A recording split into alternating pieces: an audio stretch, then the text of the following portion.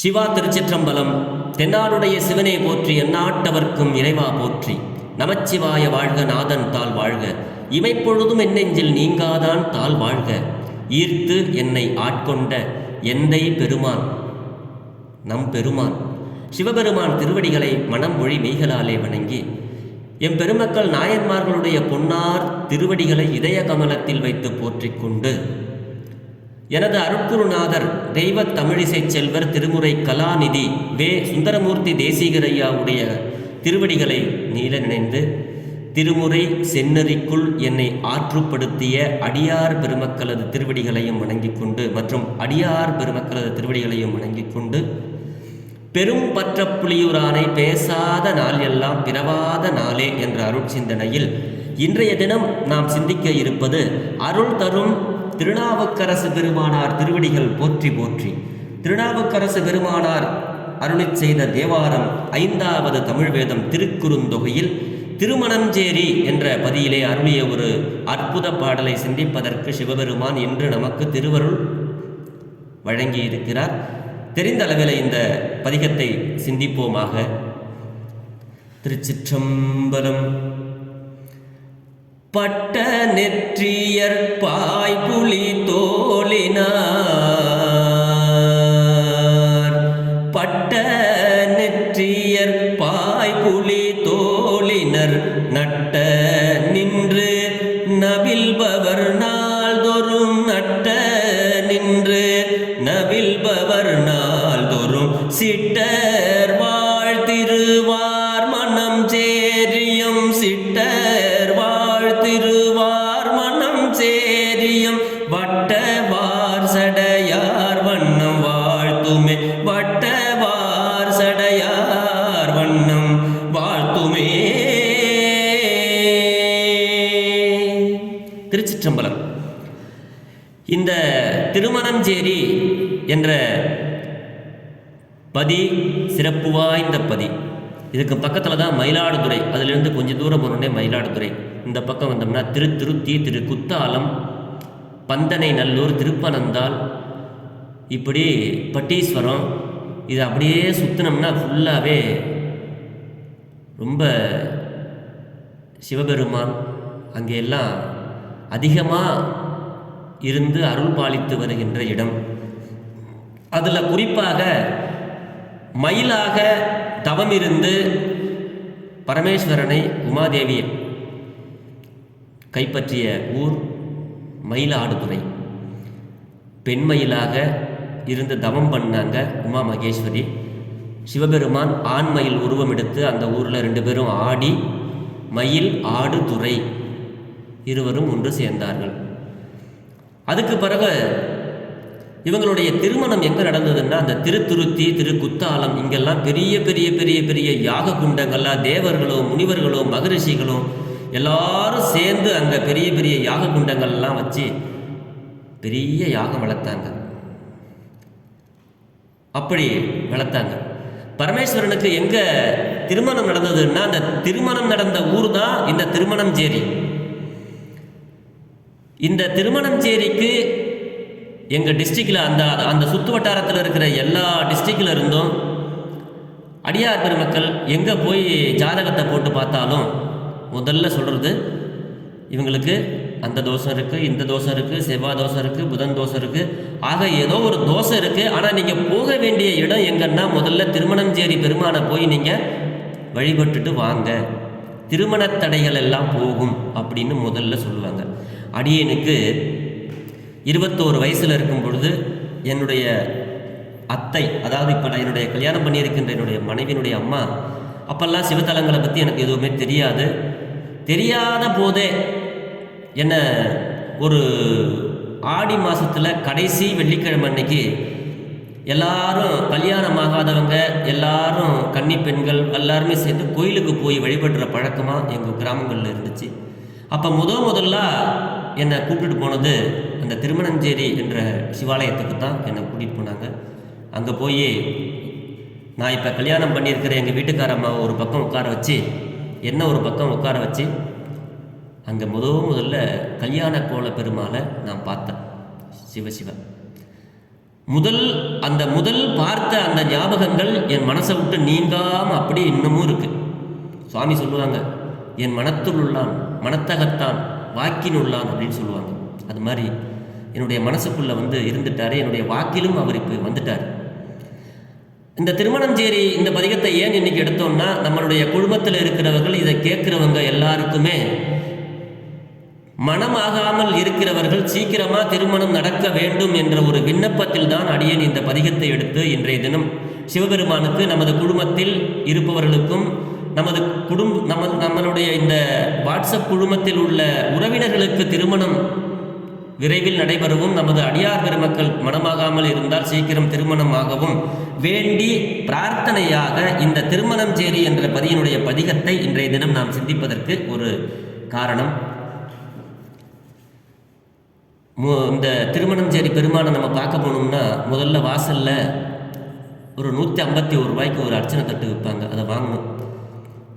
அம்பாலும் ஐயனும் ஒன்றா இருக்கிற அந்த திருமேனிக்கு ஒரு மாலையை சாத்திடுவாங்க. நம்ம கழுத்தில் ஒரு மாலையும், நம்ம யாரை மனமுடிக்க போகிறோமோ அவங்க கழுத்தில் ஒரு மாலையும் போய் தனித்தனியாக உட்காந்து பெருமானுக்கு அந்த பூ அர்ச்சனை, அந்த பூவை எல்லாம் ஒரு மரக்காக்குள்ளே போட்டு, வெங்கல மரக்காக்குள்ளே போட்டு எடுத்துக்கிட்டு நம்மளுக்கு கையில் கொடுப்பாங்க. உங்கள் மனசில் இருக்கிற ஆசைகள் எல்லாம் இந்த பூவில் நீங்கள் கொண்டுட்டு வாங்க, இந்த பூவானது பெருமான் மேலே போய் படும், அப்படி பட்டுதுன்னா உங்களுக்கு விரைவில் திருமணம் நடக்கும். பெருமான் இந்த ஊரில் தான் திருமண கோல பெருமானாக காட்சி அளிக்கிறாரு. கல்யாணம் பண்ணாமல் இருக்கிற எல்லாருக்கும் சீக்கிரமாக கல்யாணம் நடக்கட்டும்னு நானும் வேண்டிக்கிறேன், நீங்களும் வேண்டிக்கிங்கன்னு அந்த அர்ச்சகர் சொல்லி பூவை நம்ம கையில் கொடுத்துக்கிட்டே வருவார். போய் சுவாமிக்கு ஒரு மந்திரங்கள் எல்லாம் சொல்லி அந்த பூவை திரும்பி நம்மள்கிட்ட சேகரிச்சுக்கிட்டு போய் அந்த கல்யாண கோல பெருமான் மேலே ஒரு மந்திரங்களாக சொல்லி அந்த பூவை புஷ்பம் சமர்ப்பயாமே அப்படின்னு சொல்லிட்டு அந்த பூவை எல்லாத்தையும் சுவாமி மேலே போடுவார். அப்படி அர்ச்சனை செஞ்சுக்கிட்டு வந்த 6 மாதத்துலேயோ 3 மாதத்துலேயோ 1 மாதத்துலேயே திருமணம் ஆனவர்கள் ஏகப்பட்ட பேர். அதில் அடியேனும் ஒருவன். அப்படிப்பட்ட திருமண கோல பெருமான் தான் இந்த திருமணம் சேரியில் இருக்கிறார். திருமணம் சேரி பேர்லேயே திருமணம், அப்படிப்பட்ட ஊர். அங்கே இருக்கிற பெருமான் எப்படிப்பட்டவர் அப்படிங்கிற ஒரு அருள் திறத்தை இந்த பாடலில் நமக்கு சுவாமி சொல்கிறார். பட்ட நெற்றியர் பாய்ப்புலி தோழினர், பட்டம் அணிந்த நெற்றியினரும். பட்டம் அணிதல் அப்படின்னா உங்களுக்கெல்லாம் தெரியும், திருமண கோலத்தின் பொழுது ஒரு பட்டம் கட்டுறதுன்னு ஒரு வழக்கம் இருக்குது. இந்த பட்டம் கட்டுவாங்க எல்லாரும், எல்லாம் பட்டம் கட்டியாச்சான்னு கேட்பாங்க. அப்படி பட்டம் கட்டக்கூடிய நெற்றியர், அதான் பட்ட நெற்றியர். பாய்புலி தோழினர், பாய்ந்து வருகின்ற அந்த புலித்தோலை ஆடையாக அணிந்திருக்கின்ற பெருமான், அதான் இந்த பாடலுக்கு பொருள். நாள்தோறும் நட்டம் நின்று நவிழ்பவர் பெருமான் தினந்தோறும் அங்கே நடனம் ஆடுறாராம் அந்த ஊரில். அப்படிப்பட்ட பெருமான், அதுதான் சொல்றாரு, பட்ட நெற்றியர் பாய்புலி தோழினர், நட்ட நின்று நவிழ்பவர் நாள்தோறும். அங்கே தினந்தோறும் நின்று நடனம் ஆடக்கூடிய பெருமான். சிட்டர் வாழ், சிட்டர்கள் அண்ணா மேலானவர்கள். அந்த திருமணம் சேரியில் சுற்று வட்டாரத்தில் இருக்கிறவங்க பெருமானுக்கு தினந்தோறும் அன்பு செஞ்சுக்கிட்டு கோயிலுக்கு போய் வழிபாடு செஞ்சுக்கிட்டு, அப்படிப்பட்ட ஒரு சிட்டர்கள் அப்படின்னு அந்த மாதிரிப்பட்ட அந்த சிட்டர்கள் வாழ்கின்ற திருவார் மணஞ்சேரி அப்படிங்கிறார். உயர்ந்தவர்கள் வாழ்கின்ற திருவுடைய மணஞ்சேரியில், திரு அப்படின்னா அதற்கு ஏகப்பட்ட பொருள் சொல்லலாம். பெருமானுக்கு அன்பர்கள் திருவார் என்பது பொருள். அப்படி திருவை உடைய திருமணஞ்சேரியில் வட்டமாகிய வார்சடை உடைய எனது பெருமானாகிய இறைவர் அப்படிங்கிறார். வட்டவார் சடையார் வண்ணம் வாழ்த்துமே அப்படிங்கிறாரு. எமது பெருமானாகிய இறைவர் வண்ணத்தை வாழ்த்துவீராக. அப்படி இங்கே காட்சி கொடுக்கின்ற இந்த பெருமானுடைய அந்த வண்ணம்னா அவர் எந்த மாதிரி நிற்கிறார். அந்த வண்ணம்னா 2 பொருள் இருக்கு. பெருமானுடைய வண்ணம் அவருடைய கலர்னு சொல்லுவாங்க, அப்படி ஒன்று இருக்கு. அவர் எந்த வண்ணம் அருள் செய்கிறார், அவருடைய தோற்றத்தை அப்படி சொல்லுவாங்க. அப்படிப்பட்ட பெருமான் அவரை நம்மெல்லாம் வாழ்த்த வேண்டும். வாழ்த்தவாயும் நினைக்க மடநெஞ்சும் தாழ்த்த சென்னியும் தந்த தலைவனை. நமக்கு எல்லாம் எதுக்காக இதெல்லாம் கொடுத்துருக்காருன்னா, இந்த வாயை வாழ்த்துறதுக்காகவும் இந்த தலையை அவனை வணங்குறதுக்காகவும், வாழ்த்தவாயும் நினைக்க மடநெஞ்சம், இந்த நெஞ்சத்தை எதுக்கு கொடுத்துருக்காருன்னா சிவபெருமானை நினைக்கிறதுக்காகத்தான் கொடுத்துருக்கிறார் பெருமான். அதில் நம்ம எதேதோ வேண்டாதவற்றையெல்லாம் நினைக்கிறோம். நெஞ்சம் உமக்கே இடமாக வைத்தேன் அப்படின்னு சொல்லுவாங்க சுவாமி திருநாவுக்கரசர். நினையாது ஒருபோதும் இருந்தறியேன்னு சொல்லுவாங்க. அவரை நினச்சிக்கிட்டே இருக்கணும். அப்படிப்பட்ட பெருமான் இந்த மனமாகாமல் இருக்கின்றவர்களுக்கு எல்லாம் மருந்தாகவும் இருக்கிறார். மண்ணுவார் மனம் சேரி மருந்தினை உண்ணுவார் வினையாயின வேயுமே. யாரெல்லாம் திருமணமாகாமல் இருந்து வருத்தப்படுறாங்களோ அவங்களுக்கெல்லாம் அவங்களுடைய வினைகள், அவங்களுடைய இந்த நவக்கிரக கோளாறு, செவ்வாய் தோஷம், புதன் தோஷம், வெள்ளி தோஷம்லாம் என்னென்னமோ சொல்லுவாங்க. அந்த மாதிரி அந்த காரணத்தினால ஏதாவது அவங்களுக்கு துன்பமாக நினச்சிக்கிட்டு இருந்தீங்கன்னா உங்களுக்கு அதனுடைய வினையின் காரணமாகத்தான் அதெல்லாம் வருமே தவிர வேறன்னா. கோள்கள் எல்லாம் ஒன்றுமே செய்யாது. கோள்கள் எல்லாம் நமக்கு நன்மைகளைத்தான் செய்யும். ஆனால் எதுக்காக கோள்கள் எல்லாம் சொல்லி நம்ம ஆச்சாரிய பெருமக்கள் நீங்கள் இந்த கோயிலுக்கு போங்க, இந்த சிவன் கோயிலுக்கு போங்க, பட்டீஸ்வரம் போங்க அப்படின்னு எதுக்கு சொல்கிறாங்கன்னா சிவபெருமானை நீங்கள் போய் தொழுங்கிறதுக்காகத்தான். ஆனால் நம்ம என்ன நினைக்கிறோம், சனீஸ்வர பகவான் கோயிலுக்கு போய் சனீஸ்வரனை மட்டும் வணங்கிட்டு அங்கே சனீஸ்வரனுக்கு அருள் செய்த சிவபெருமானை வணங்காமல் வந்துடுறோம் திருநள்ளாற்றுக்கு போனோம்னா.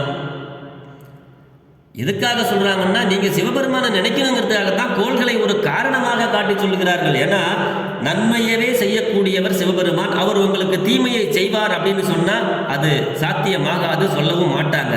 சங்கரன் என்ற பெயர் என்றாலே நன்மையை செய்யக்கூடியவன் என்றுதான் பொருள். இந்த கிரகங்களை எல்லாம் சொன்னோம்னா, ஏன்னா அதுக்கு கீழே உள்ளது தான் இந்த கிரகங்கள். அப்படிப்பட்ட கிரகங்களும் சிவபெருமானுடைய சொல்படித்தான் கேட்கும். நீங்கள் சிவபெருமானை வணங்கலைன்னா அதுங்களுடைய ஆட்டம் அதிகமாக இருக்கும்.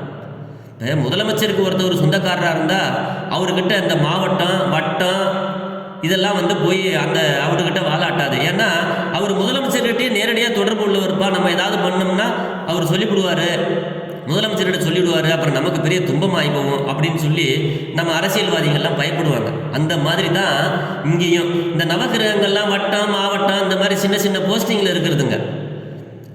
மேலே இருக்கிறவர் நம்மளை முதலமைச்சர் மாதிரி பெரிய, அவர் தான் தலைமை கவர்னர் மாதிரி, அவர் சொல்கிறது தான் நடக்கும். அப்போ இவங்கெல்லாம் அவர் சொல்படி தான் கேட்டு நடக்கணும். அப்போ கோள்களால் ஒரு கவலையும் நமக்கு வராது. ஆனால் நம்ம பார்க்க வேண்டியது யாருன்னா சிவபெருமானை பார்க்கணும். அதுக்கு தான் ஞானசம்பந்த பெருமானார் சொல்லுவாங்க, வேயுறு தோழிபங்கன் விடமுண்ட கண்டன் அந்த பதிகத்தில் நாளும் கோலும் அடியார்களுக்கு நல்லனவே செய்யும் அப்படிங்கிற கருத்தை அந்த பாடலில் நமக்கெல்லாம் பதிவு செய்வார். அதெல்லாம் நம்ம சிந்திக்கணும். ஆக இந்த பாடல் பெருமானை யாரெல்லாம் நினைக்கிறார்களோ அவருடைய வினைகள் எல்லாம் போகும், அவருடைய துன்பங்கள் எல்லாம் போகும். இந்த மணஞ்சேரியில் இருக்கிற பெருமானை பற்றினவர் பற்று காண்பினே அப்படிங்கிறாரு. அவரை போய் நம்ம பற்றினவர்னா, பற்றுதல்னா அவரை போய் நம்ம நினைந்து வழிபட்டோமேயானால் பற்றினார்க்கு அவர் பற்று ஆவார். அடியார்க்கு அடியார் அப்படி சொல்லுவார் இல்லையா, அடியார்க்கு அடியேன் அப்படின்னு சொல்லுவார்கள் இல்லையா, அப்படின்னு அவர் சொல்லுவார். அதைத்தான் இங்கே சொல்றார். நீங்க போய் அவரை பற்றினீர்களேயானால் அவர் உங்களை பற்றுவார், அதை காண்பீன்களே அப்படின்னு கம்பீரமாக இந்த பதிகத்தில் ஒரு இடத்துலையும் சொல்றார். விரும்புவாரை விரும்பாரை விரும்பாரே அப்படிம்பார். இந்த 4வது பதிகத்தில் திருமணஞ்சேரியில் இருக்கிற பெருமான் திருமணஞ்சேரியில் வித்தா இருப்பவருமாகிய இறைவர் தம்மை விரும்பியவரை தாம் விரும்புவார் ஆவார். நீங்கள் விரும்பி போய் அவரை வழிபட்டீங்கன்னா அவர் உங்களை விரும்பி உங்களுக்கு அருள் செய்வார். ஆக நம்மெல்லாம் என்ன பண்ணணும்னா அந்த பெருமானுடைய கரத்தை, அந்த திருக்கரத்தை, தூக்கிய திருவடியை, ஆடிய பாதத்தை, சிவபெருமானுடைய திருவடிகளை வள்ளலார் கழல் வாழ்த்தல் வாழ்வாவதே. நமக்கு வாழ்க்கையில் எது உண்மையான வாழ்க்கை அப்படின்னா திருமணஞ்சேரியில் உறையும் வள்ளலார் நம்மளுடைய சிவபெருமான் கழல்களை வாழ்த்தலே வாழ்வாவது. அதை நம்ம வாழ்த்துவது தான் நமக்கு வாழ்வு அப்படின்னு இந்த பதிகத்தில் நிறைய கருத்துக்களை எல்லாம் நமக்கு பெருமான் இங்கே அருள் செய்கிறார். உமாதேவியை ஒரு கூறு உடையவர் நம்மளுடைய சிவபெருமான். அவருடைய திருவடிகளை வணங்கி நம்மளுடைய மனக்குறைகளை எல்லாம் சொல்லி அப்படி அவர்கிட்ட முறையிட்டு அவருக்கு அன்பு செய்தோமையானார் அத்தனார் அடியார்க்கு அல்லல் இல்லையே அப்படின்னு இந்த பதியில அருள்னது சொல்றார். மணஞ்சேரி மீள் மேவிய என்னுடைய தலைவர் சிவபெருமான் அது அடியார்க்கு அல்லல் இல்லை அப்படின்னு சொல்றார் இந்த பாட்டில். அதுதான் இங்கே நமக்கு சிந்திக்கக்கூடிய ஒரு செயல். ரொம்ப மோசமான அரக்கன், ஆற்றல் மிகுந்தவன் யாரு? ராவணன். அவன் என்ன பண்ணுனான்? திருக்கைலாய மலையை எடுத்தான், போய் தூக்குனான். இப்போ சுவாமி என்ன பண்ணாங்க? ஒரே லேசா சங்கரன் தன் கால்விரல் ஊன்றலும்னு சொல்லுவாங்க சுவாமி. லேசா அப்படி ஒரு பெருவரில் ஒரு அழுத்தினார், லேசா அப்படி வச்சார், அவ்வளோதான். அவனுடைய நீண்ட தலை 10 தலைகளும் 10 முடிகளும் 10 தலையும் அப்படியே இற்று விழுந்து போச்சு. 10 தலையும் பீஸாக போயிடுச்சு. அவன் என்ன பண்ணுனா, சிவபெருமானை நோக்கி, இறைவா சிவபெருமானே, திருமணஞ்சேரி பெருமானே, எனக்கு அருள் செய்வாயாக என்று அவன் அப்படியே ஓலமிடுறான், கூறான். அவனுக்கு சரி என்னடா வேணும் உனக்கு அப்படின்னு கேட்டார். என்னை மன்னிச்சிரு பெருமானே, நான் தெரியாமல் பண்ணிட்டேன், சரி போ அப்படின்னு. இந்த வெற்றி தருகின்ற ஒரு வாள், 5000 வருஷம் நீ வாழ்வ, உனக்கு இனிமே தசக்கிரிவன்கிற பேர் இல்லை, இனிமே ராவணன்கிற பேரையும் கொடுத்து பெருமான் அவனுக்கு அருள் செய்தான். அந்த 10வது பாட்டில் அந்த வரலாறை சொல்றாரு. கடுத்த மேனி அரக்கன் கையிலையை எடுத்தவன் நெடு நீன் முடி பத்திர படுத்தலும் மனம் சேரியாலன கொடுத்தனன் கொற்ற வாளொடு நாமமே. கொடுத்தனன் கொற்ற வாளொடு நாமமே. இந்த நாவுக்கரசு சுவாமிகள் நிறைய இடங்கள் சொல்லுவாங்க. அப்போ நமக்கு எது வேணுமோ, நம்ம குணத்தில் நல்லவராக தீயவராக இருப்பது ஒரு ஒரு பிரச்சனை இல்லை. ஆனால் சிவபெருமானாருடைய திருவடியை வணங்கு நம்ம தொழுதோமேயானால் நம்மளுடைய வினைகள் எல்லாம் பற்றும், நம்மளுடைய மனக்கவலைகள் எல்லாம் போகும், நமக்கு பெருமான் நல்லதொரு அருளை செய்வார் என்பது இந்த திருமணஞ்சேரி பதிகத்தில் பெருமான் நமக்கு அருளுகிறார் திருநாவுக்கரசு சுவாமிகள். ஆக திருமணஞ்சேரி, இந்த திருமணஞ்சேரியில் வழிபடுகின்ற அடியார்களுக்கு சீக்கிரமாக திருமணம் நடக்கவும், தன்னுடைய மனக்கவலைகள் பெற்றோர்களுக்கு தீரும், எல்லாருக்கும் அல்லல் போகும், பழிச்சொல் போகும். நிறைய பேர் கல்யாணம் பண்ணாமல் ரொம்ப நாள் ஊரில் இருந்தாங்கன்னா அவங்களுக்குலாம் ஒரு பழி சொல்லுவாங்க. அது எல்லாருக்கும் தெரியும். அவன் என்ன பாவம் பண்ணானோ, என்ன வினையோ, அவனுக்கு கல்யாணம் ஆகாமல் இருக்குன்னு சொல்லுவாங்க. ஆனால் இந்த வினைகளை எல்லாம் போக்கக்கூடியதுக்கு ஒரே வழி எங்கன்னா, நம்ம திருமணஞ்சேரி பெருமானை போய் வாயால் வாழ்த்தி தலையால் வணங்கி வழிபடுதலே நமக்கு சிறந்த வழிபாடு. அப்படிப்பட்ட திருமணஞ்சேரி பெருமானை போய் நாம் எல்லாம் வழிபட்டு அவனுடைய அருளை பெற்று வாழ்வில் நல்லனவற்றை எல்லாம் பெற்று நலமோடும் வளமோடும் வாழ்வோம் என்று சொல்லி பெரும்பற்ற புலியூரானை பேசாத நாளெல்லாம் பிறவா நாளே என்ற அருட்சிந்தனையை நிறைவு செய்கிறேன். ஜெர்மனியில் இருந்து சிவபாலா. குறைவில்லாத உயிர்கள் வாழ்க, மேன்மைகள் சைவநீதி விளங்குக உலகமெல்லாம், இன்பமே என்னாலும் துன்பமில்லை, ஆளவாய் சிவனடியே சிந்திக்க பெற்றேன் நானே. ஆழ்க தீயது எல்லாம் அரண்நாமமே சூழ்க, வையகமும் துயர் தீர்கவே. சிவா திருச்சிற்றம்பலம்.